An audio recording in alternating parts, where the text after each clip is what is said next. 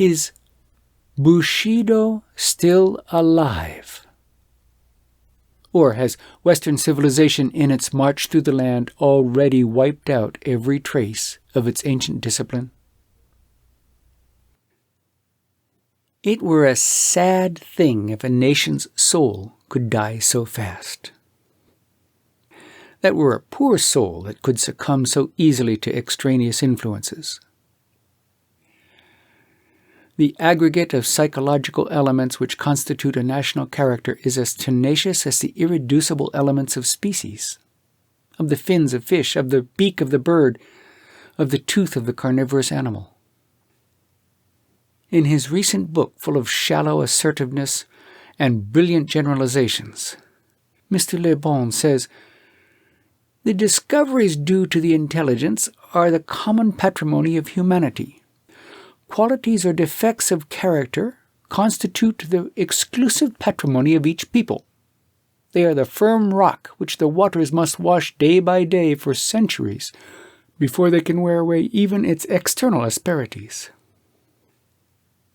These are strong words, and would be highly worth pondering over, provided there were qualities and defects of character which constitute the exclusive patrimony of each people. Schematizing theories of this sort had been advanced long before Le Bon began to write his book, and they were exploded long ago by Theodore Waitz and Hugh Murray. In studying the various virtues instilled by Bushido, we have drawn upon European sources for comparison and illustrations, and we have seen that no one quality of character was its exclusive patrimony. It is true that the aggregate of moral qualities presents a quite unique aspect. It is this aggregate which Emerson names a compound result into which every great force enters as an ingredient. But instead of making it, as Le Bon does, an exclusive patrimony of a race or people, the Concord philosopher calls it an element which unites the most forcible persons of every country, makes them intelligible and agreeable to each other, and is somewhat so precise that it is at once felt if an individual lacked the Masonic sign. The character which Bushido stamped on our nation and on the samurai in particular cannot be said to form an irreducible element of species. But nevertheless, as to the vitality which it retains, there is no doubt.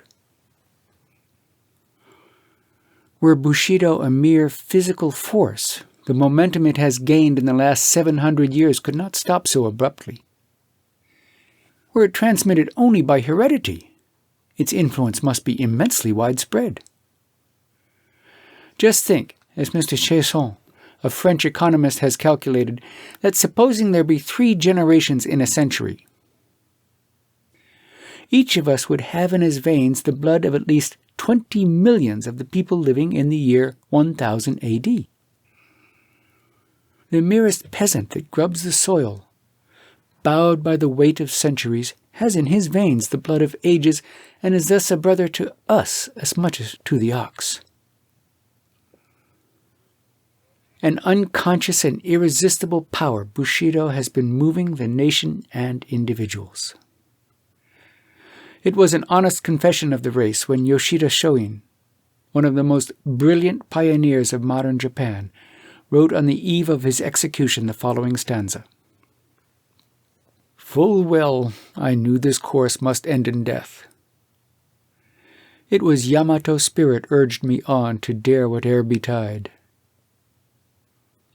Unformulated, Bushido was and still is the animating spirit, the motor force of our country. Mr. Ransome says that there are 3 distinct Japans in existence side by side today. The old, which has not wholly died out, the new, hardly yet born except in spirit, and the transition, passing now through its most critical throes. While this is very true in most respects, and particularly as regards tangible and concrete institutions, the statement, as applied to fundamental ethical notions, requires some modification. For Bushido, the maker and product of old Japan, is still the guiding principle of the transition and will prove the formative force of the new era. The great statesmen who steered the ship of our state through the hurricane of the Restoration and the whirlpool of national rejuvenation were men who knew no other moral teaching than the precepts of knighthood. Some writers have lately tried to prove that the Christian missionaries contributed an appreciable quota to the making of New Japan. I would fain render honor to whom honor is due, but this honor can hardly be accorded to the good missionaries. More fitting it will be to their profession to stick to the scriptural injunction of preferring one another in honor than to advance a claim in which they have no proofs to back them. For myself, I believe that Christian missionaries are doing great things for Japan, in the domain of education, and especially of moral education. Only the mysterious, though not the less certain working of the Spirit is still hidden in divine secrecy.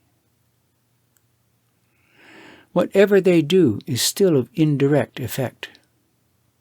No, as yet, Christian missions have effected but little visible in molding the character of New Japan.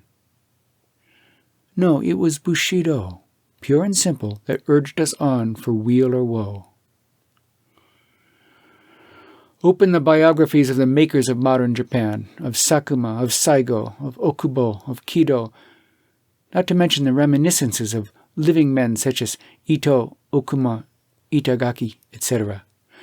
And you will find that it was under the impetus of samuraihood that they thought and wrought. When Mr. Henry Norman declared, after his study and observation of the Far East, that only the respect in which Japan differed from other Oriental despotisms lay in the ruling influence among her people of the strictest, loftiest, and the most punctilious codes of honor that man has ever devised. He touched the mainspring which has made New Japan what she is, and which will make her what she is destined to be. The transformation of Japan is a fact patent to the whole world. In a work of such magnitude, various motives naturally entered, but if one were to name the principal, one would not hesitate to name Bushido. When we opened the whole country to foreign trade, when we introduced the latest improvements in every department of life, when we began to study Western politics and sciences, our guiding motive was not the development of our physical resources and the increase of wealth. Much less was it a blind imitation of Western customs. A close observer of Oriental institutions and peoples has written, "We are told every day how Europe has influenced Japan, and forget that the change in those islands was entirely self-generated. That Europeans did not teach Japan, but that Japan of herself chose to learn from European methods of organization, civil and military, which have so far proved successful. She imported European mechanical science, as the Turks years before imported European artillery. That is not exactly influence," continues Mr. Townsend, "unless indeed England is influenced by purchasing tea of China." Where is the European apostle, asks our author, or philosopher or statesman or agitator who has remade Japan? Mr. Townsend has well perceived that the spring of action which brought about the changes in Japan lay entirely within our own selves. And if he had only probed into our psychology, his keen powers of observation would easily have convinced him that the spring was no other than Bushido. The sense of honor which cannot bear being looked down upon as an inferior power, that was the strongest of motives. Pecuniary or industrial considerations were awakened later in the process of transformation. The influence of Bushido is still so palpable that he who runs may read. A glimpse into Japanese life will make it manifest.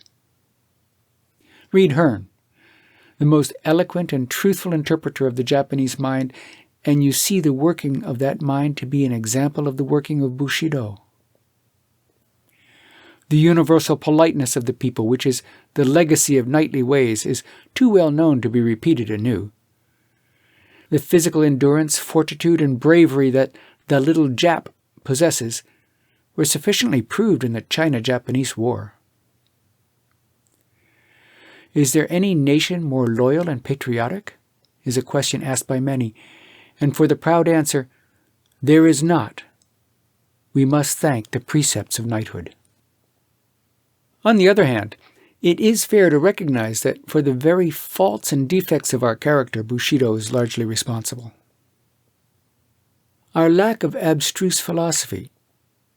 While some of our young men have already gained international reputation in scientific researches, not one has achieved anything in philosophical lines, is traceable to the neglect of metaphysical training under Bushido's regimen of education. Our sense of honor is responsible for our exaggerated sensitiveness and touchiness. And if there is the conceit in us with which some foreigners charge us, that too is a pathological outcome of honor.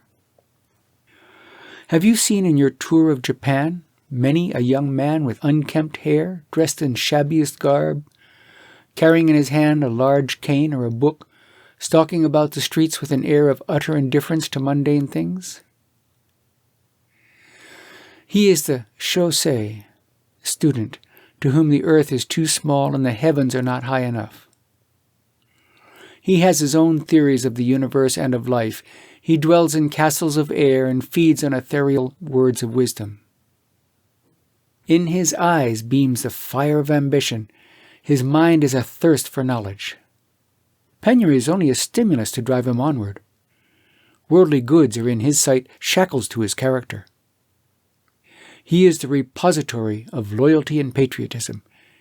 He is the self-imposed guardian of national honor. With all his virtues and his faults, he is the last fragment of Bushido. Deep-rooted and powerful as is still the effect of Bushido, I have said that it is an unconscious and mute influence. The heart of the people responds without knowing the reason why to any appeal made to what it has inherited, and hence the same moral idea expressed in a newly translated term and in an old Bushido term has a vastly different degree of efficacy. A backsliding Christian whom no pastoral persuasion could help from downward tendency was reverted from his course by an appeal made to his loyalty, the fidelity he once swore to his master. The word loyalty revived all the noble sentiments that were permitted to grow lukewarm. A band of unruly youths engaged in a long-continued students' strike in a college on account of their dissatisfaction with a certain teacher disbanded at two simple questions put by the director. Is your professor a blameless character?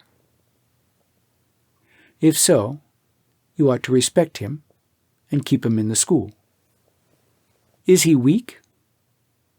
If so, it is not manly to push a falling man. The scientific incapacity of the professor, which was the beginning of the trouble, dwindled into insignificance in comparison with the moral issues hinted at. By arousing the sentiments nurtured by Bushido, moral renovation of great magnitude can be accomplished. One cause of the failure of mission work is that most of the missionaries are grossly ignorant of our history.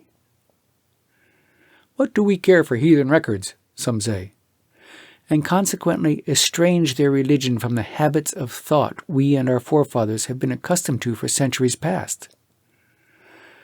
Mocking a nation's history, as though the career of any people, even of the lowest African savages possessing no record, were not a page in the general history of mankind written by the hand of God himself. The very lost races are palimpsests to be deciphered by a seeing eye.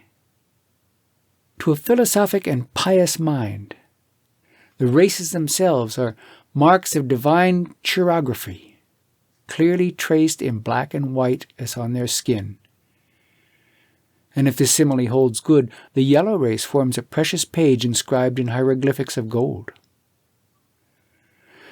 Ignoring the past career of a people, missionaries claim that Christianity is a new religion, whereas to my mind, it is an old, old story, which if presented in intelligible words, that is to say, if expressed in the vocabulary familiar in the moral development of a people, will find easy lodgment in their hearts, irrespective of race or nationality.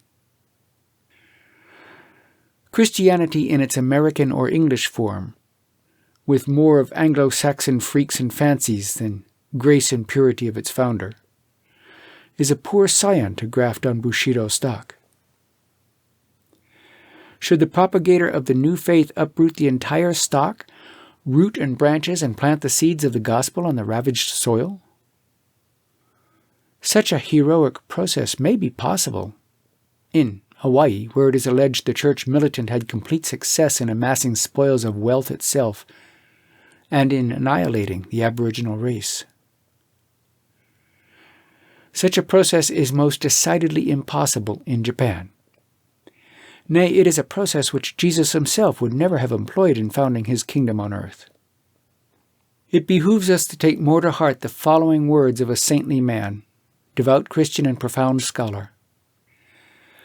Men have divided the world into heathen and Christian without considering how much good may have been hidden in the one and how much evil may have been mingled with the other.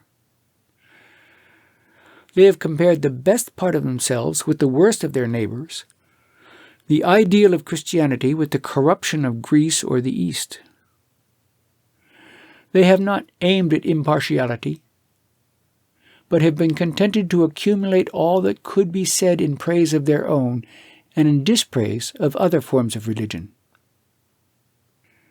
But whatever may be the error committed by individuals, there is little doubt that the fundamental principle of the religion they profess is a power which we must take into account in reckoning the future of Bushido, whose days seem to be already numbered. Ominous signs are in the air that betoken its future. Not only signs, but redoubtable forces are at work to threaten it. Few historical comparisons can be more judiciously made than between the chivalry of Europe and the Bushido of Japan. And if history repeats itself, it certainly will do with the fate of the latter what it did with that of the former. The particular and local causes for the decay of chivalry which St. Palais gives have, of course, little application to Japanese conditions. But the larger and more general causes that helped to undermine knighthood and chivalry in and after the Middle Ages are as surely working for the decline of Bushido. One remarkable difference between the experience of Europe and of Japan is that, whereas in Europe, when chivalry was weaned from feudalism and was adopted by the Church, it obtained a fresh lease of life. In Japan, no religion was large enough to nourish it. Hence, when the mother institution, feudalism, was gone, Bushido, left an orphan, had to shift for itself. The present elaborate military organization might take it under its patronage, but we know that modern warfare can afford little room for its continuous growth. Shintoism, which fostered it in its infancy, is itself superannuated. The hoary sages of ancient China are being supplanted by the intellectual parvenu of the type of Bentham and Mill. Moral theories of a comfortable kind, flattering to the chauvinistic tendencies of the time and therefore thought well adapted to the need of this day, have been invented and propounded, but as yet we hear only their shrill voices echoing through the columns of yellow journalism. Principalities and powers are arrayed against the precepts of knighthood.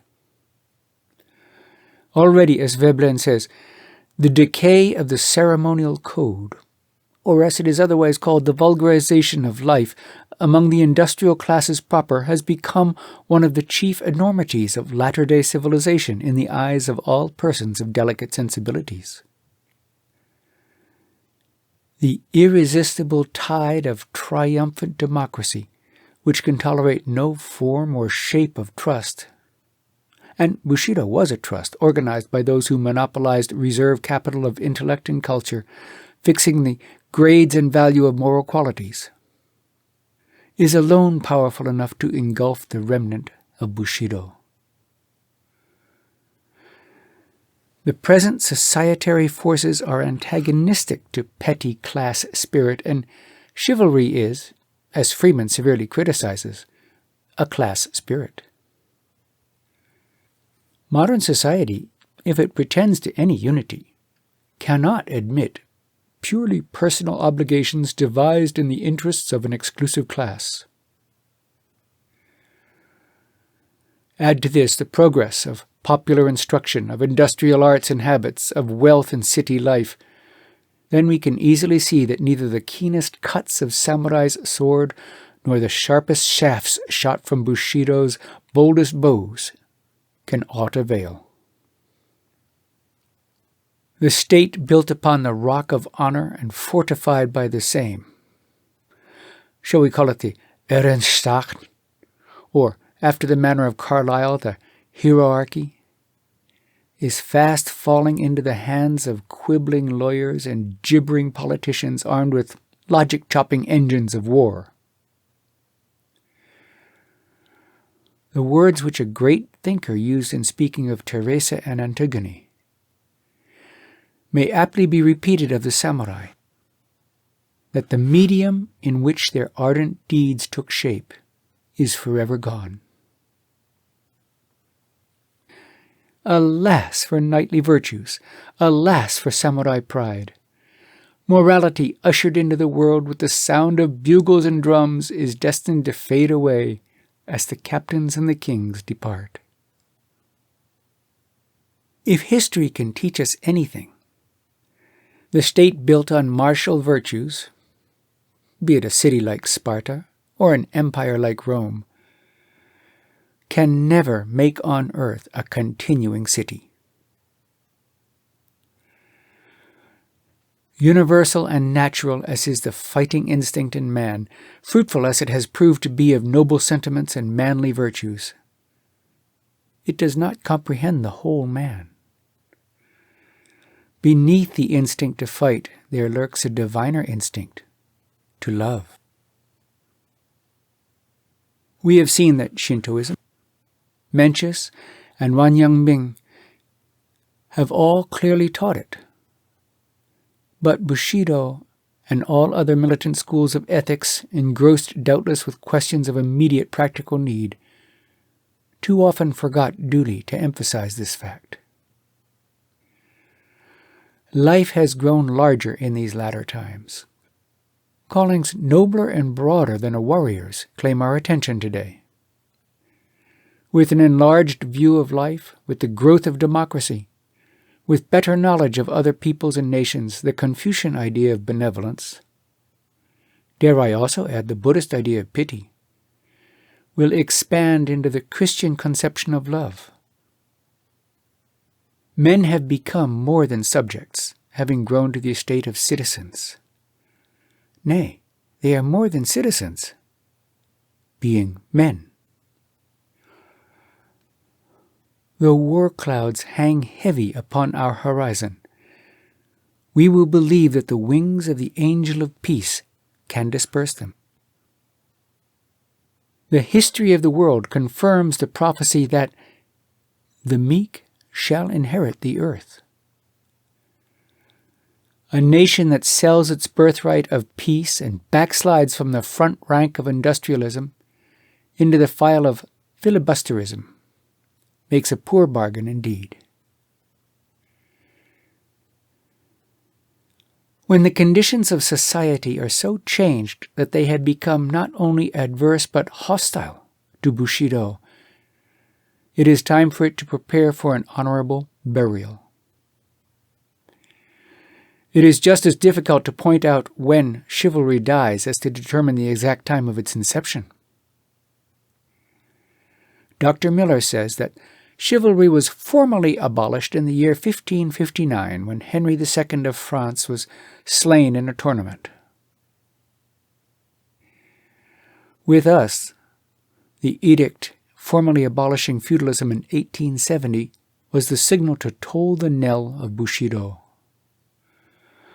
The edict, issued 2 years later prohibiting the wearing of swords, rang out the old, the unbought grace of life, the cheap defense of nations, the nurse of manly sentiment and heroic enterprise.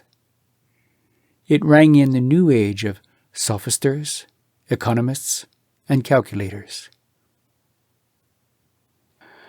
It has been said that Japan won her late war with China by means of Murata guns and Krupp cannon. It has been said the victory was the work of a modern school system. But these are less than half-truths. Does ever a piano, be it of the choicest workmanship of Erba or Steinway, burst forth into the rhapsodies of Liszt or the sonatas of Beethoven without a master's hand? Or if guns win battles, why did not Louis Napoleon beat the Prussians with his mitrailleuse, or the Spaniards with their Mausers the Filipinos, whose arms were no better than old-fashioned Remingtons? Needless to repeat what has grown a trite saying, that it is the spirit that quickeneth, without which the best of implements profiteth but little. The most improved guns and cannon do not shoot of their own accord. The most modern educational system does not make a coward a hero. No. What won the battles on the Yalu, in Korea and Manchuria, was the ghosts of our fathers guiding our hands and beating in our hearts. They are not dead, those ghosts, the spirits of our warlike ancestors. To those who have eyes to see, they are clearly visible. Scratch a Japanese of the most advanced ideas, and he will show a samurai. The great inheritance of honor, of valor, and of all martial virtues is, as Professor Cram very fitly expresses it, but ours on trust, the fief inalienable of the dead and of the generation to come. And the summons of the present is to guard this heritage, nor to bate one jot of the ancient spirit. The summons of the future will be so to widen its scope as to apply it in all walks and relations of life. It has been predicted, and predictions have been corroborated by the events of the last half-century, that the moral system of feudal Japan, like its castles and its armories, will crumble into dust, and new ethics rise phoenix-like to lead New Japan in her path of progress. Desirable and probable as the fulfillment of such a prophecy is, we must not forget that a phoenix rises only from its own ashes, and that it is not a bird of passage, neither does it fly on pinions borrowed from other birds. The kingdom of God is within you. It does not come rolling down the mountains, however lofty. It does not come sailing across the seas, however broad. God has granted, says the Quran, to every people a prophet in its own tongue. The seeds of the kingdom, as vouched for and apprehended by the Japanese mind, blossomed in Bushido. Now its days are closing, sad to say, before its full fruition. And we turn in every direction for other sources of sweetness and light, of strength and comfort. But among them there is as yet nothing found to take its place. The profit-and-loss philosophy of utilitarians and materialists finds favor among logic choppers with half a soul. The only other ethical system which is powerful enough to cope with utilitarianism and materialism is Christianity, in comparison with which Bushido, it must be confessed, is like a dimly burning wick, which the Messiah proclaimed not to quench, but to fan into a flame. Like his Hebrew precursors, the prophets, notably Isaiah, Jeremiah, Amos, and Habakkuk, Bushido laid particular stress on the moral conduct of rulers and public men and of nations, whereas the ethics of Christ, which deal almost solely with individuals and his personal followers, will find more and more practical application as individualism, in its capacity of a moral factor, grows in potency. The domineering, self-assertive, so-called master morality of Nietzsche, itself akin in some respects to Bushido, is, if I am not greatly mistaken, a passing phase or temporary reaction against what he terms by morbid distortion the humble, self-denying slave morality of the Nazarene. Christianity and materialism, including utilitarianism, or will the future reduce them to still more archaic forms of Hebraism and Hellenism, will divide the world between them. Lesser systems of morals will ally themselves on either side for their preservation. On which side will Bushido enlist? Having no set dogma or formula to defend, it can't afford to disappear as an entity. Like the cherry blossom, it is willing to die at the first gust of the morning breeze. But a total extinction will never be its lot. Who can say that Stoicism is dead? It is dead as a system, but it is alive as a virtue. Its energy and vitality are still felt through many channels of life, in the philosophy of Western nations, in the jurisprudence of all the civilized world. Nay, wherever man struggles to raise himself above himself, wherever his spirit masters his flesh by his own exertions, there we see the immortal discipline of Zeno at work.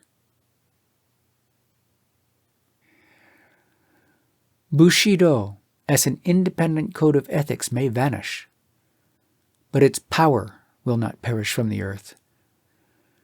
Its schools of martial prowess or civic honor may be demolished, but its light and its glory will long survive their ruins.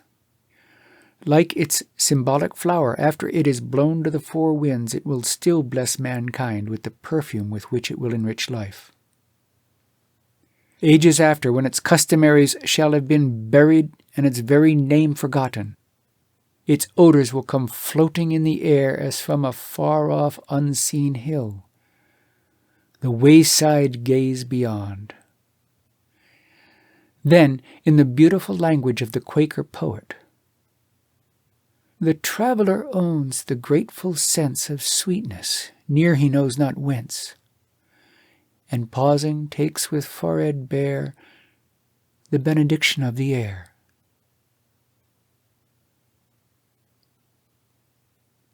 The End of Bushido, the Soul of Japan, by Nitobe Inazo.